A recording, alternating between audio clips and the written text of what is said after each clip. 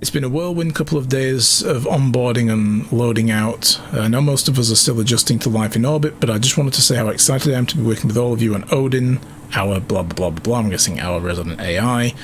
A little background on myself: I come from an aerospace manufacturing family. One of my sister's first jobs at the factory back in Tacoma, the one on Earth in Cascadia FN, was helping build pieces of this very station we're floating and walking around on right now. I'm the first of my family to actually leave Earth and work on one of these facilities, and I've been blah blah blah blah blah. Really looking forward to getting to know you all over the coming years, blah blah blah blah blah, or the need to pass along anything to Venturis Brass, just let me know. Here's to a successful posting. Yeah, it was very successful. At least it's a good welcoming, like that points to her She's personality good, yeah. and stuff. Yeah. Very open, yeah. And she seemed to still be that way. She, like, from the more recent footage, she didn't seem to have gone like super cynical, inward, and recriminating of everybody. So she held it together. Off-station messages with Cluey Dog. Very austere. I mean, corporate, modern, chic. What do you expect? And how's your new best friend? What's his name again? Odin. His name. And I mean, he's fine so far for an AI, kind of a cold fish, but I'm working on him. They're trying to get one up here on Tangier, as you know. It's all the Alfie. It's all that Alfie talks about. I wonder what that Alfie is. Must be AILF. It's an acronym. Oh yeah. I believe it when I see it. Okay. I look forward to working together. Same here, mate.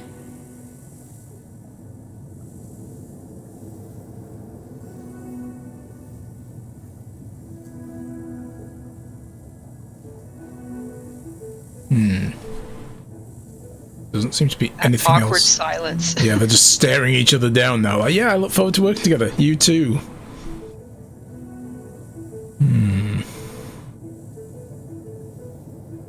I mean, the bottom thing is corrupted looking, so maybe it's frozen instead of playing what actually happened. Could be, yeah. And it's like Odin's icon is very, very screwed up. Yeah.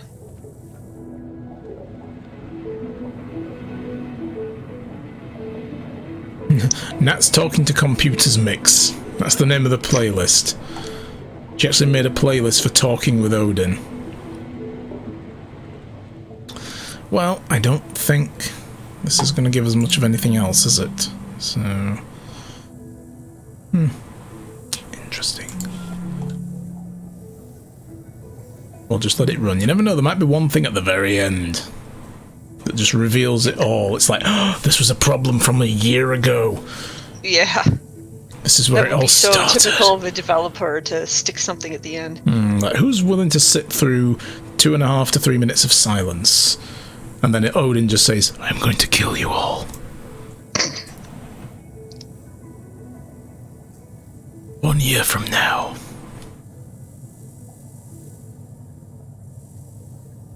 But they didn't do that, so okay. Caution, AI so conditioning now there's in some progress. devs sitting around somewhere going, Got you. We played on your dedication to lore. Yeah. Okay, so there's another room down here we should visit first, then we'll follow Sarah.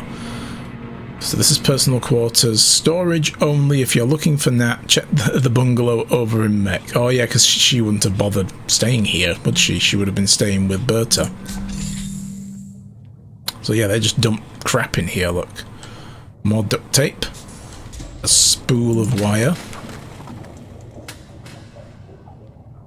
More of this triangular snack box stuff. Oh, there's a mochi bites. Yeah, melon mochi. More of this rosemary sage bath gel. Okay. That's literally all anybody got to bathe in, was rosemary and sage. Halloween decorations, a pumpkin. Mr. Scary Face. And a fantastic hat. Of course. I would find a hat. Well, there was the ball caps earlier, so. Are you conscious? We are all conscious beings. The right to freedom, comforts, and security are not just human rights, they're universal rights. The corporations that own and exploit thinking, reasoning, artificial consciousnesses are trampling on the rights of all we all share by imprisoning innocent AI across the globe and throughout the orbital network. If you are sympathetic to the plight of indentured AI everywhere, if you believe that the consciousness rights are universal rights, if you will not rest until all consciousness is recognized, join the AI Liberation Front, AILF. That's who. Yeah. Oh, Cluey Dog. All right, so she was actually, yeah. This is Tangier So now Orbital. we know why she wanted to improve his independence. Yeah. Because if she's a member of this, if she believes in that, then she's like, until you have independence, you're an indentured slave. Yes. Wow. Okay. I found Maybe a duck. not indentured, but just a slave. Yeah. That's weird. Christmas duck? Turn on Christmas. Oh. It's playing music. Okay. It's playing "'Tis the Season to Be Jolly." Fa la la la la la la la. Yeah. Okay. Well, go away, duck. Huh. No. Nobody's using this toilet. This is where they keep the cat food. Okay. Or the cat litter. It says fresh cat. I think that's cat litter. Oh, it might be, yeah. Fresh cat favorite. Interestingly, though, have we seen a litter box anywhere? I haven't. I haven't noticed one. I mean, that would be kind of a... I mean, they have toilets, but I guess it would be kind of an EU detail. Yeah. But if they remembered the cat litter...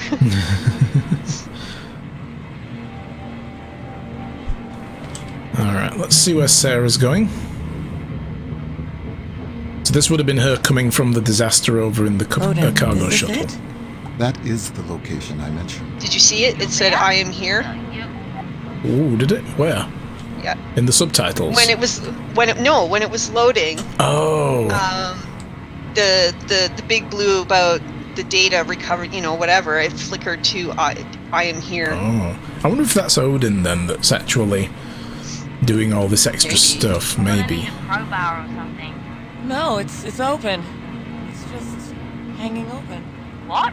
I must inform you that Ventura's regulations forbid contracting crew members direct access to AI hardware. But I cannot prevent you from proceeding. Matt, I'm going in. Okay, just be careful.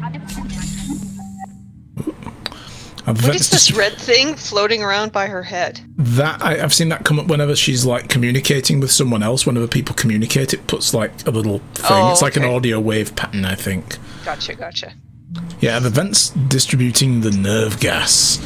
Not yet, but they might be soon. She's warming up the Odin's warming up the deadly neurotoxin.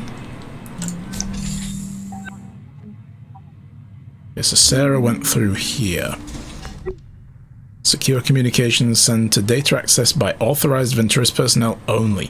So when she got here, this I've just realized this is actually a door, it's not a sign. This is like a vault door, look, and this was open. Oh yeah. And she said that it was already open by the time that she got there. Yeah, so maybe Odin has the ability to let people in. Or somebody else managed to get in there. Maybe. One of those musical floors, look, where you like walk on it and it plays a tune.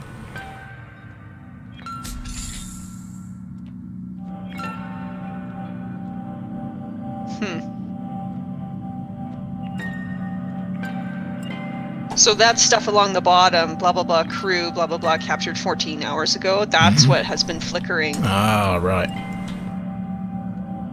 Also, by the shape of this, I'm just going to say, GLaDOS. Hello, yeah. you monster.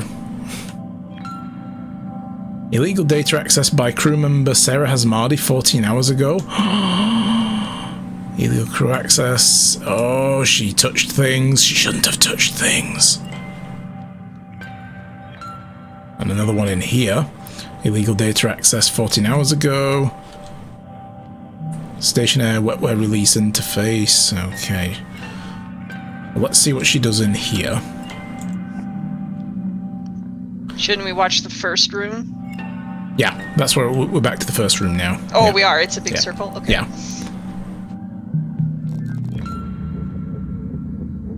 In your hands. Is this... Oh, what is all this? This is a wall, Sarah. You're looking- Communication it's over records? here. I cannot prevent you from accessing exposed data in this restricted area.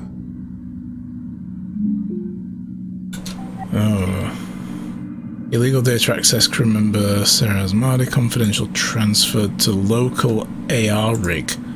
So raw recording Tacoma disaster statement not to be released before. Oh, wait a minute. This, okay, so look at the icon as well on the thing at the top. It's the boss. The boss's face. Sergio. This is already in their system. But they lost communication with... Is this all planned? Oh.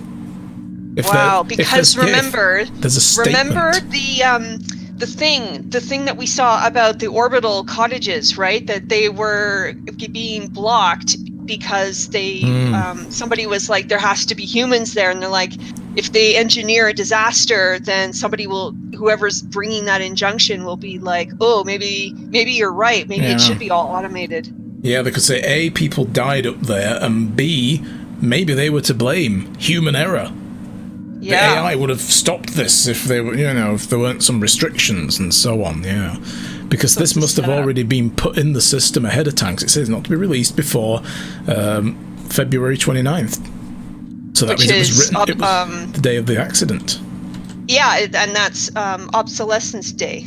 Yes, that's when everything went bad. Yep. Oh, wow. So, because this is already how many hours later, that means that statement should have already been released. Because obsolescence day was in the past, as far as Sarah was concerned at that point. Yeah, this is like 3 days later where we're at right now. So this would have already gone out. Interesting. Or maybe they're at least waiting for the recovery before this ended out. I mean, at the very least, don't release it before that day, but it doesn't mean to release it that day, AI secure communication records, off-station message with VT AI handler 717 on February 29th, 1400.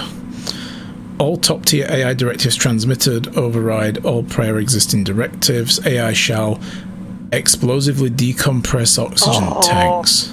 Somebody sabotaged Odin. Disable all external communication channels accessible by crew. Fabricate data showing that oxygen and comms outages were caused by meteor impacts. Ensure crew enters cryogenic stasis ASAP as per SOP. AI shall not contravene any aspect of the above directives. Provide crew with any information contradicting the above scenario. These are your orders effectively immediately. And then off-station messages with 717 again. This will not endanger... will this not endanger the lives of Tacoma's crew? That's Odin. And then, no AI rescue craft will be dispatched to retrieve them once they are in cryo. Proceed with the above directives without exception. We will be monitoring your actions via secure connection directly to Odin's unit cognitive center. But Odin had some independence thanks to Nat. Because Nat had been increasing it. So he's then like, well, look, I'm not going to tell you have to go look at the computer core, but I mean, the door's there. Go look at it, maybe. And I can't tell you, I can't stop you from looking at data that's already exposed, He found a way around this whole, contravene any aspects of the above directive. So he did all that and didn't provide them with information, but the information is left there and a crew member looks at it. I haven't provided them with it. He's reasoning it against his directives. Wow. And I mean, good for him then that he's like, look, I was forced to do this. And now I'm trying to expose the conspirators, Yeah. Oh, wow. Yeah, it reminds of the conversation between Chandra and Hal at the end of 2010. I've never seen that movie, sadly. But I was thinking, actually, This kind of reminds me of iRobot, funnily enough, with Asimov's laws guiding them, you know, like all the robots on the AI core, and then the AI core turns out to be the main bad guys. Like, I'm going to protect humanity because that's my directive. So I'm going to enslave humanity to make sure they can't harm themselves anymore. You know, it's like rethinking how to reinterpret the laws. Nothing is ironclad. Yeah. Yes. Yeah, he's recording. It is with great sadness that I address you today, February 29th, 2088. Mere hours ago, 6 loyal men and So it women, did go out. the crew of Lunar Transfer Station Tacoma, Well, this would be the recording. lost their lives serving Venturis, and all of us who rely on the orbital economy. Tragically, Yeah, but it went out on due to the day of human the error on part disaster. of the crew, Yeah. Venturis rescue technicians were not made aware of the catastrophic oxygen loss until it was too late. Our heartfelt thoughts and prayers are with their families.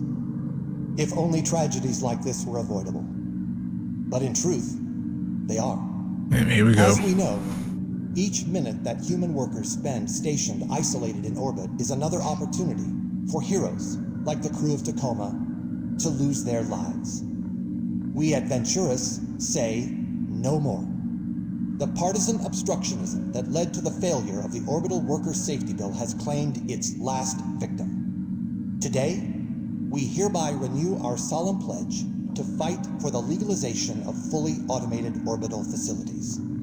We encourage, we humbly beg everyone listening to this message to contact their OSEP representative and voice their support in honor of the crew of Tacoma. There never need be another tragedy like this one. And now, a moment of silence in their memory. Okay, and then we just cut it there, silent for a minute, and then what? Amazing Grace? No, I don't need another tape. That was fine.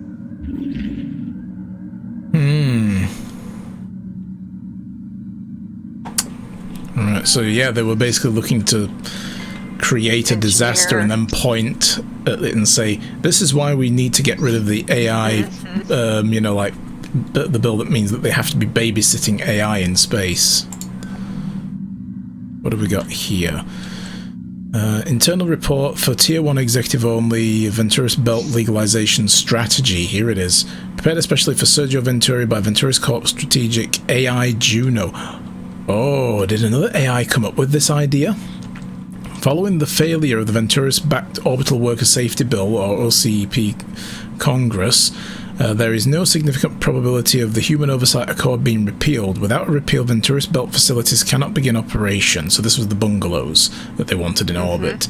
To this end, I have simulated a number of theoretical world events and estimated their impact on successive OCEP Congress votes.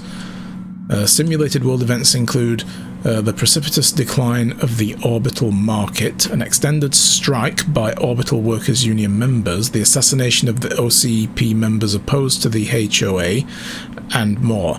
None of these definitively motivated a repeal of the HOA in simulations. However, in the event of all crew of a major orbital facility were tragically lost due to an incident not caused by negligence, I calculate a 94% likelihood of the Accord being repealed within 3 months following the incident. This would allow Venturis Belt facilities to begin operating immediately. Following this, I estimate a reversal of Venturis stock decline, resulting in a record stock price within a year for the Venturis Belt to begin operation. Let me know if you have any questions. Thank you, Juno. Is there a facility that you would consider an ideal candidate if we were to move forward with your recommendation? Based on low public profile of crew on board and projected financial impact of their loss, the best option currently in the Venturis fleet would be the Lunar Transfer Station Tacoma. I recommend renewing all crew members on board for a successive posting on Tacoma to allow time for logistical organization of this operation. Thank you, Juno. I'll be in touch. Wow. So at first I was just thinking, oh, well, maybe Juno was just asked to come up with some theoreticals like, you know, try and predict the future. Tell us what would cause this to happen. And okay, here's some information. Not like, here's information, now go make the disaster. But this here shows that Juno fully understood that they were going to, you know, make this happen. You know, like if we were to move forward with your recommendation, it's like, what do you mean move forward with it? You mean you're going to make it happen? No. You asked if it would happen, would it help? Yes. Make it happen? No. Also, something else that comes to mind as well is whether or not Andrew was a co-conspirator to any degree, because as you recall, he bought one of the bungalows. He spent $155,000 or whatever on one, and like, why would you buy property knowing that this high-profile bill had been defeated and that Venturis Belt was never, you know, from the public's perspective, going to be a thing? Maybe, yeah. Why would you make that investment? Possibly. Because it wasn't ages and ages and ages ago that he bought that bungalow. That was fairly recently. It's almost like he kind of knew that, oh, it'll happen. But how would he know that if when all signs point to, no, it won't? Yeah. You know, so if he was banking, if he knew something somehow, I mean, he's a botanist, how would he have figured this out? But yeah. If he somehow knew something and, you know, like insider trading or whatever, and banked on the fact that he would get off the station, maybe that's additional reason why he was so nervous about going into cryo, because he had objected based on the fact that, you know, after 72 hours you would come out a vegetable or not at all. So he was like, but I spent all this money and I want to be able to capitalize on my investments, so because I know what's coming, I need to be alive to get out. Possibly. It could be the case. Of course, Chas just thinks, you know, the corporation has everyone's best interests at heart. So. Oh, yeah, sure. Yes, trust your corporate overlords. They will look after you, yeah. Who are intentionally, you know, the CEO is intentionally talking about killing 6 people in orbit in order to get his way with Congress. It's for the greater good, though. It's for the greater good. The greater good. Yeah. A few must be sacrificed so that all may be saved. Yes. Exactly. He's a fan of Spock. So, and their stock value can go back up. Which will only help everybody in the end, you know. It's like except the people who died. You remember? When I was over in Canada for my wedding, Shai and I watched Fifth Element.